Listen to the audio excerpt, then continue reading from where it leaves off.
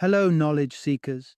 In this episode of 20-Minute Books, we delve into When the Body Says No by Dr. Gabor Maté, a thought-provoking exploration of the intricate links between the psychological and the physiological. Drawing on 20 years of experience in family medicine and palliative care, Dr. Maté challenges the prevailing medical doctrine that separates the mind from the body. He argues convincingly that emotional stress and unresolved psychological issues can manifest as physical diseases, chronic conditions, and disorders that compromise our health. When the Body Says No invites us on a journey to understand how our emotions and mental states directly influence our physical well-being. Dr. Maté uses real-life stories, medical insights, and the latest research to demonstrate how the mind's distress signals often go unnoticed until the body says no through illness. This book is an essential read for those enduring chronic health issues, individuals under constant stress, and anyone intrigued by the psychosomatic connection and its impact on health. Dr. Gabor Maté's expertise is not only grounded in his medical practice, but also in his role as the co-creator of Compassionate Inquiry, a psychotherapeutic approach designed to uncover and address unconscious behavioral patterns. His acclaimed work In the Realm of Hungry Ghosts, which investigates the root causes of addiction, earned the Hubert Evans Nonfiction Prize in 2009, further solidifying his standing as a respected voice in the discussion of health, stress, and addiction. Whether you're personally affected by chronic health issues, you know someone who is, or you're simply fascinated by the complex interplay between the mind and body, When the Body Says No offers valuable insights and guidance on the path to understanding and healing. Join us in uncovering the vital message that taking care of our mental health is inseparable from caring for our physical health.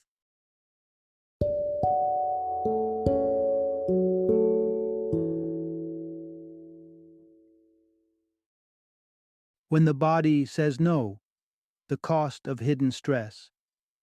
Introduction: a call for help. Listening to what your body is trying to tell you. Imagine getting a distressing call from a close friend, conveying that they're in such intense pain they can't even muster the strength to stand. Naturally, you wouldn't dismiss their pleas for help or chide them for feeling weak. Instead, you're more likely to ensure they receive immediate medical attention, understanding that their pain is a serious alarm signal that shouldn't be ignored. Now, think about how you would react if you were the one in agonizing pain. Would you be as compassionate and understanding toward yourself? There's a widespread tendency among us to put on a brave face, pretending we're invulnerable to physical or emotional distress. This can entail suppressing our feelings, neglecting our own needs by focusing on others, or simply pretending everything is fine when it clearly isn't. While this might seem like a show of strength in the moment, it's a dangerous game to play with our well-being. Shunning our problems or disregarding the signals our bodies send us only leads to a hazardous path where our health pays the price. It's like hearing our bodies scream no in protest, but we choose to turn a deaf ear, carrying on until the repercussions become unavoidable. It's crucial for us to address the root causes of our health issues head-on and reclaim control over our well-being. Throughout this exploration, we'll delve into fascinating insights, such as the way trauma can distort your intuitive gut feelings, the striking kindness found in people diagnosed with ALS, amyotrophic lateral sclerosis, and why harboring a few negative thoughts now and then can actually be beneficial for your health. Join me as we uncover the essential truths about how stress and emotional suppression can indeed be detrimental to our health, learning to attune more closely to the messages our body sends us. It's time we prioritized our health by acknowledging and addressing the underlying issues, transforming our approach to lead a life of improved well-being and fulfillment. Part 1. Unraveling the Mind-Body Connection in Health. The Role of Psychoneuroimmunology.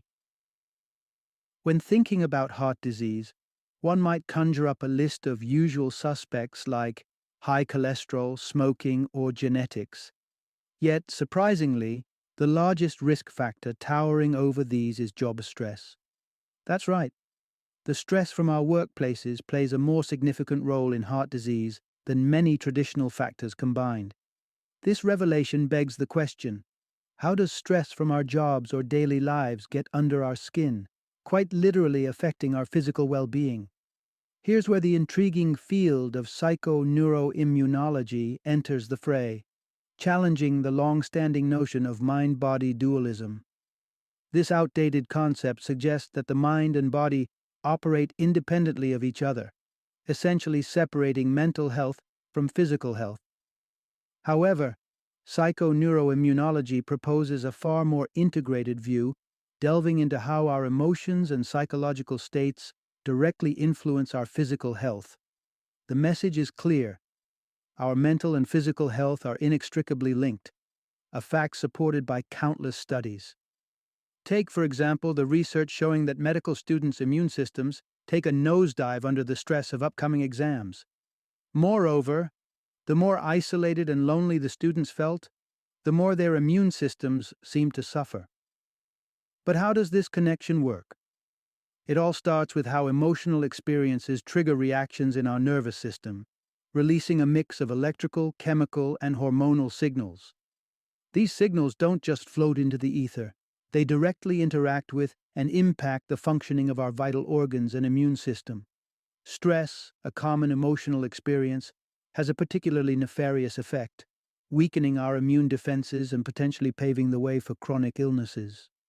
Consider the case of one of the author's patients, Mary, who battles with scleroderma, an autoimmune disease that hardens tissues across her body. Upon delving into her past, a narrative of intense emotional repression, stemming from a childhood riddled with abuse and the necessity of protecting her siblings, surfaced. Throughout her life, Mary habitually neglected her own needs, prioritizing others even to her own detriment, and in the face of her deteriorating health. This pattern of constant emotional stifling could very well have compromised her immune system, leaving her susceptible to the harsh effects of scleroderma. Mary's story, alongside mounting scientific evidence, underscores the profound impact our mental state can have on our physical health. It's a clarion call to acknowledge and nurture the delicate interplay between our minds and bodies to safeguard our health and well-being. Part 2. Navigating the Storm. How your body reacts to the pressures of stress. Pause for a moment and think about what makes your pulse race or your palms sweat. The triggers of stress are as varied as the individuals experiencing them due to our unique perceptions and reactions to different events. What ranks high on your stress meter might barely register on someone else's, highlighting the subjective nature of stress. A person scraping by may find the loss of a job earth-shattering, whereas someone with a financial safety net might see it as a minor setback. This brings us to a pivotal understanding. Stress is essentially our body's alarm system, signaling a perceived threat to our well-being or survival. Here's the crux of the matter. Stress isn't just about feeling frazzled. It's a complex response that can influence the entire human system. Primarily, stress zeroes in on three crucial systems: the hormonal, immune, and digestive systems. It kicks off a chain reaction that begins in the brain. Specifically, the hypothalamus releases a hormone, CRH, that activates the pituitary gland, which in turn releases another hormone, ACTH. This hormonal baton is then passed to the adrenal glands, culminating in the release of cortisol, a hormone that prepares your body to confront or flee the perceived threat. Cortisol ramps up your focus, diverts energy to your muscles, and adjusts your heart rate to react swiftly to danger. While cortisol can be a lifesaver in acute situations, steering us away from immediate danger, its continuous presence in our system can wreak havoc over time.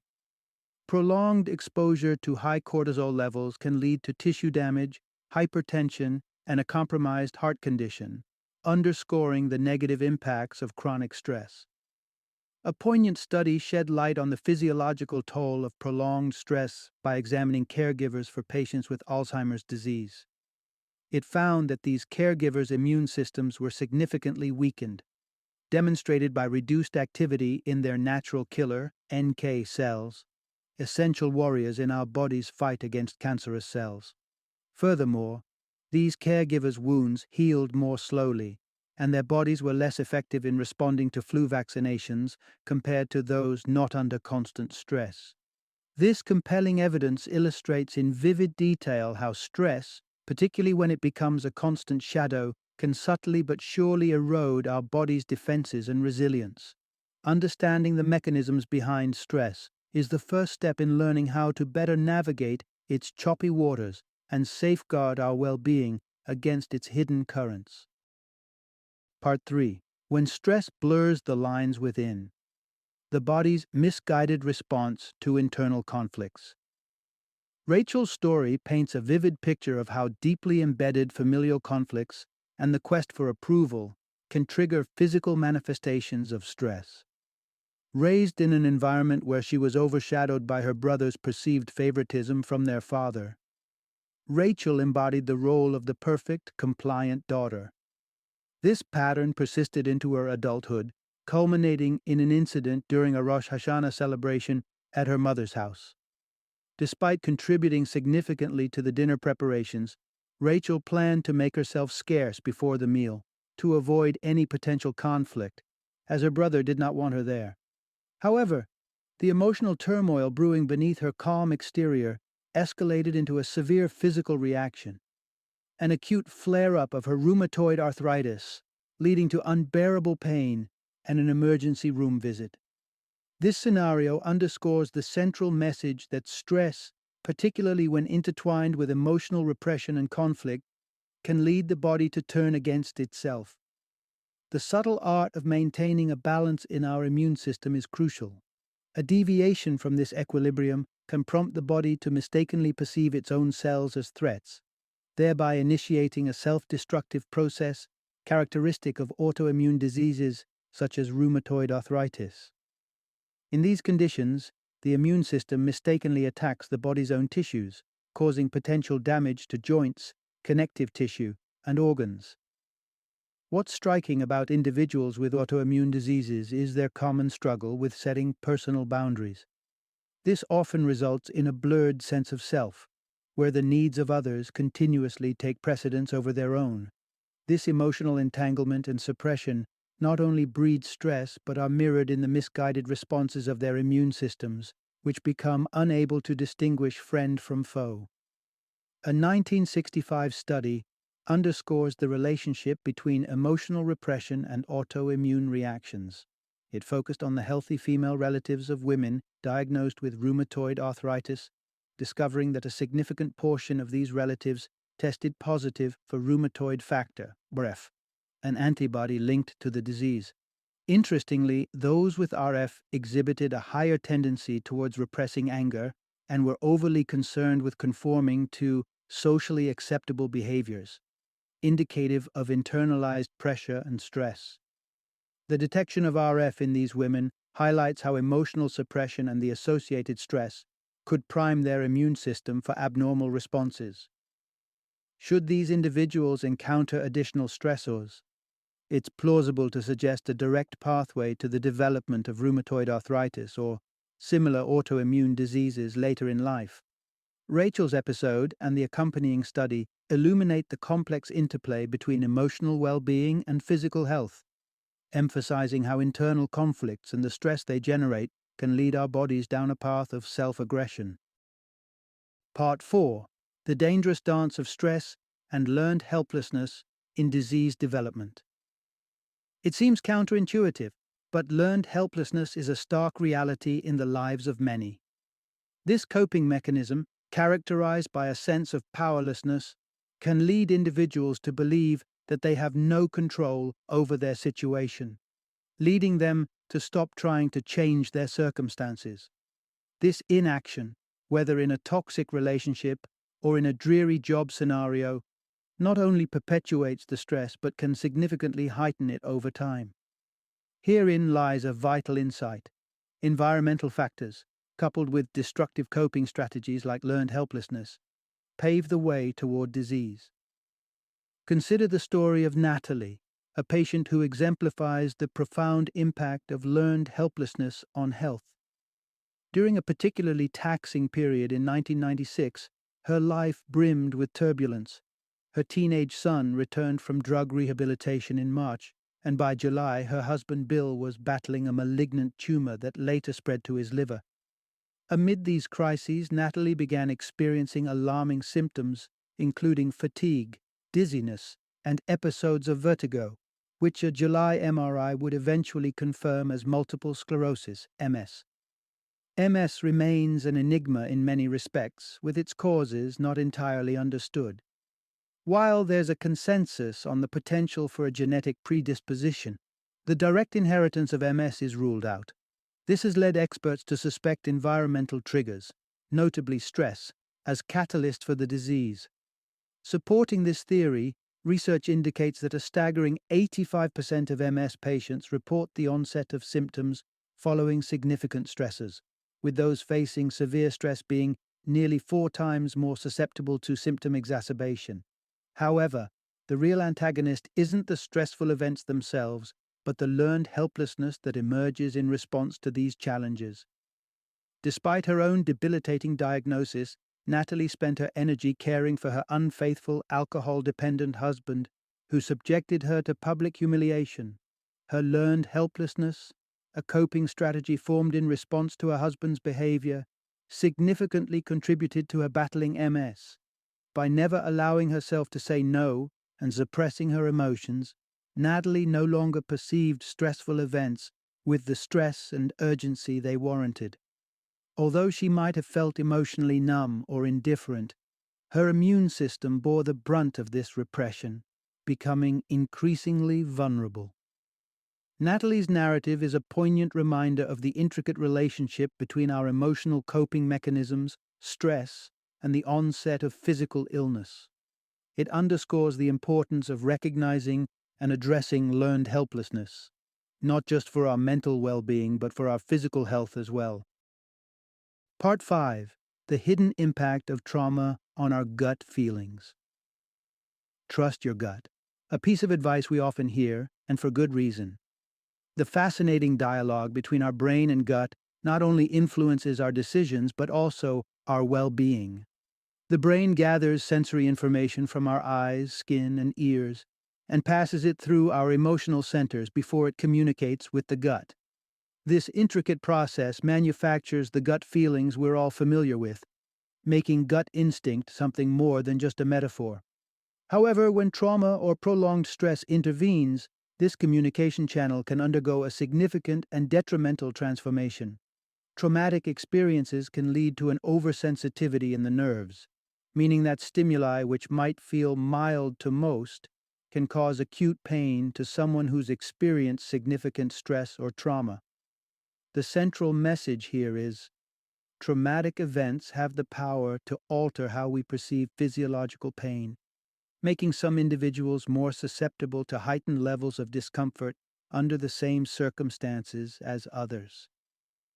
This phenomenon is starkly visible in conditions like irritable bowel syndrome, IBS, a functional disorder characterized by symptoms that disrupt the body's regular operations without a clear medical cause like infection.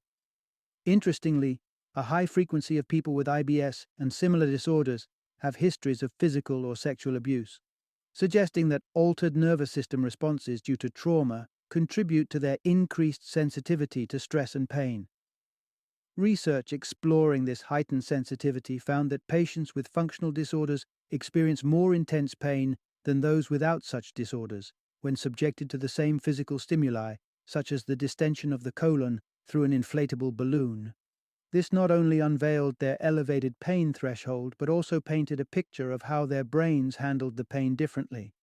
Specifically, scans showed that individuals with functional disorders had their prefrontal cortex, the part of the brain responsible for storing emotional memories and interpreting stimuli based on past experiences, activated during the procedure, unlike those in the control group. This activation hints at an underlying emotional significance tied to the physiological stimulus, suggesting that the pain they experience is intertwined with their emotional history. Consequently, Since these disorders appear rooted in psychological trauma, it stands to reason that psychological interventions can offer a form of relief. Indeed, therapies focusing on teaching patients with functional disorders more effective coping strategies have shown promising results. For instance, patients with IBS who engaged in short group therapy sessions developed better behavioral coping mechanisms that led to a notable decrease in abdominal complaints, a benefit that persisted up to 2 years later, highlighting the potential of psychological intervention in mitigating the impact of trauma on our perception of pain and improving the quality of life for those affected. Part 6. The intriguing link between personality traits and illness susceptibility. In 1998, an unusual observation emerged at the 9th International ALS Symposium when two neurologists questioned, "Why are patients with ALS so nice?" This query was sparked by an anecdotal trend among medical technologists who suspected ALS, a debilitating condition affecting muscle control, based partially on patients' personalities. They believed that patients who didn't exhibit a certain niceness were unlikely candidates for ALS, and this peculiar diagnostic tool often proved accurate. This might raise an eyebrow. How could personality traits be a yardstick for detecting such a serious illness? Nonetheless, the study highlighted niceness as a distinguishing feature of what they termed the ALS personality. Central to this discovery is the notion that certain diseases may align with specific personality profiles.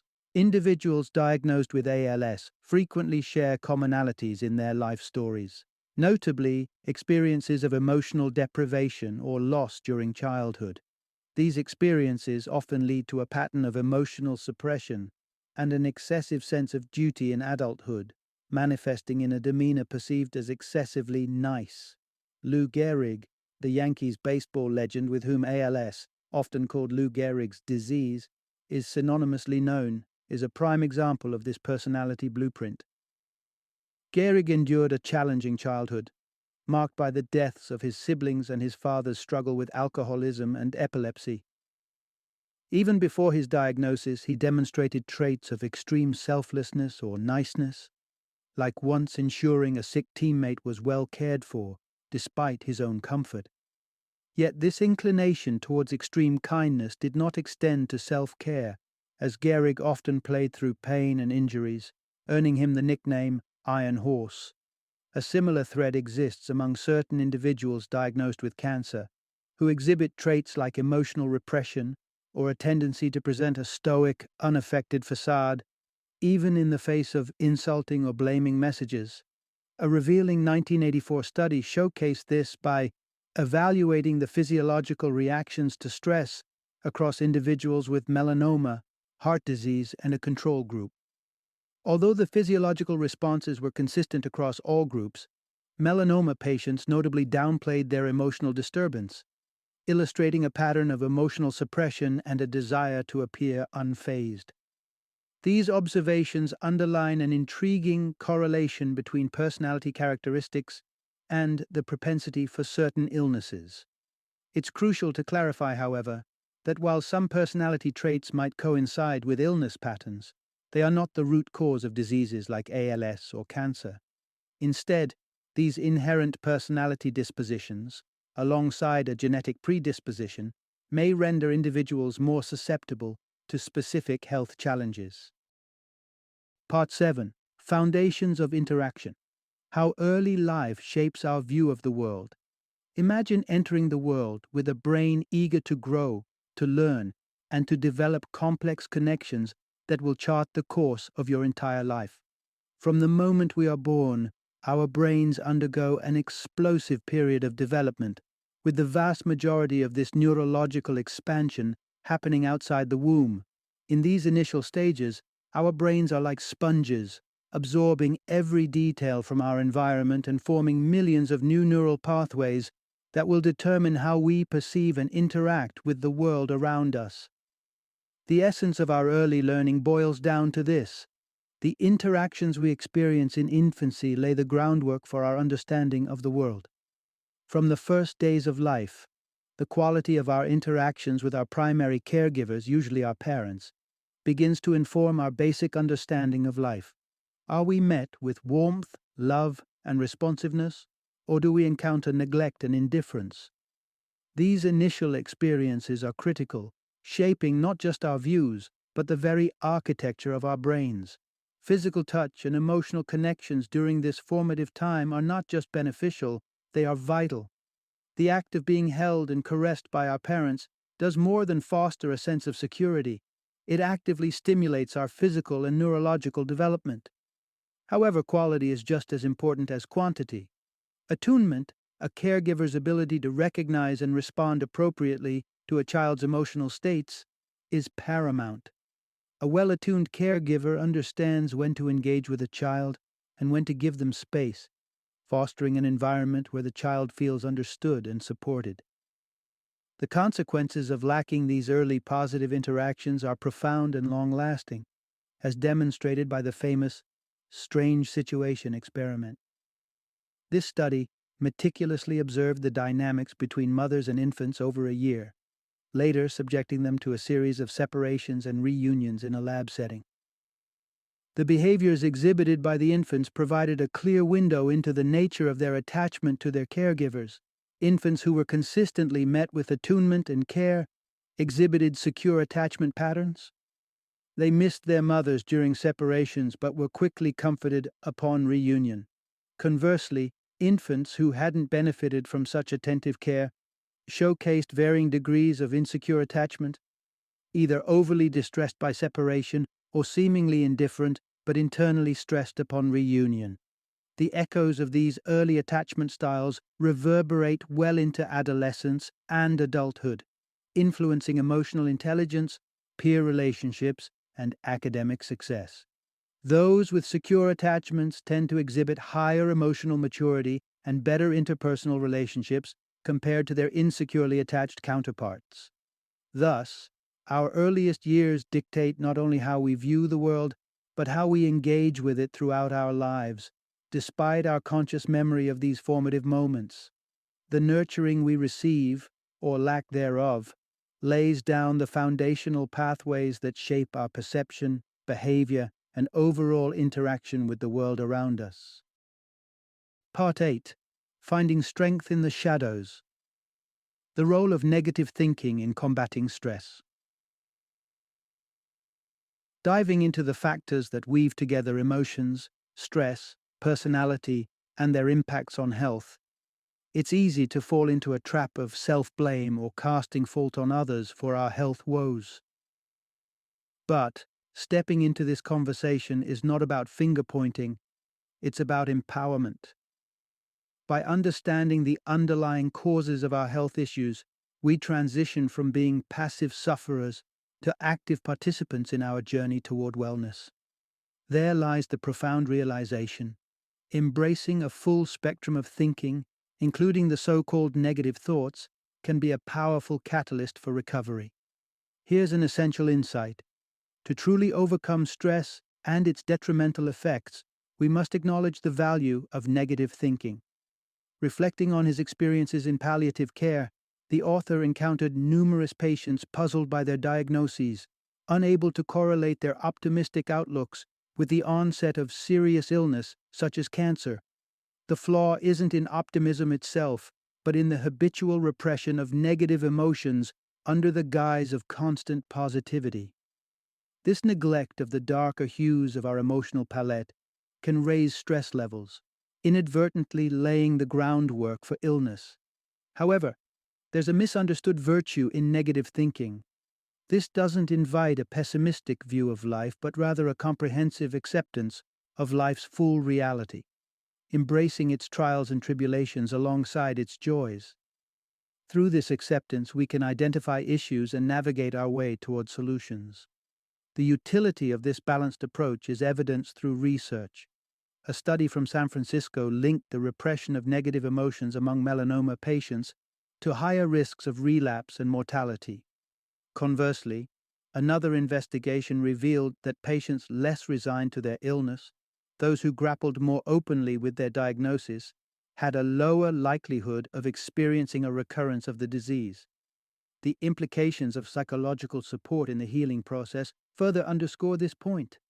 A study at UCLA divided stage 1 melanoma patients into two groups. One attended a series of group therapy sessions while the other did not. The outcomes were striking. 6 years on, the mortality and recurrence rates were notably lower among those who had participated in group therapy, showcasing the tangible benefits of confronting and processing a full spectrum of emotions. Facing illness, the instinct may lean towards denial or diminishment. Yet, what the body and mind truly require is a deep engagement with the origins of our stress and a holistic understanding of our psyche. By ventilating the darker corners of our thoughts and feelings, we afford ourselves a more grounded and ultimately healthful stance in facing life's challenges. Final summary.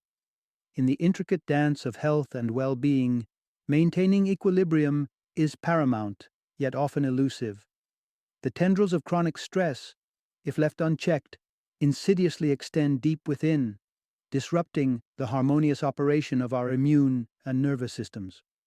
The ramifications of such disturbances are profound, manifesting in diseases as varied and severe as multiple sclerosis, MS, cancer, and amyotrophic lateral sclerosis, ALS, each a testament to the body's plea for attention and care. The journey toward reclaiming one's health is not simply about treating symptoms, but involves a deep dive into the core of our being. Our coping strategies, the traits that define our interactions with the world, and the emotions we choose to stifle or ignore, all play pivotal roles in how stress shapes our lives and health. By confronting these aspects of ourselves, acknowledging the destructive patterns, and embracing a holistic approach to emotional honesty and self-awareness, we unlock the potential for profound healing and recovery. In essence, the road to wellness demands a comprehensive understanding of the complex interplay between mind, body, and spirit. It is through recognition and transformation of our deepest stressors and fears that we can genuinely begin to tip the scales back toward health and equilibrium.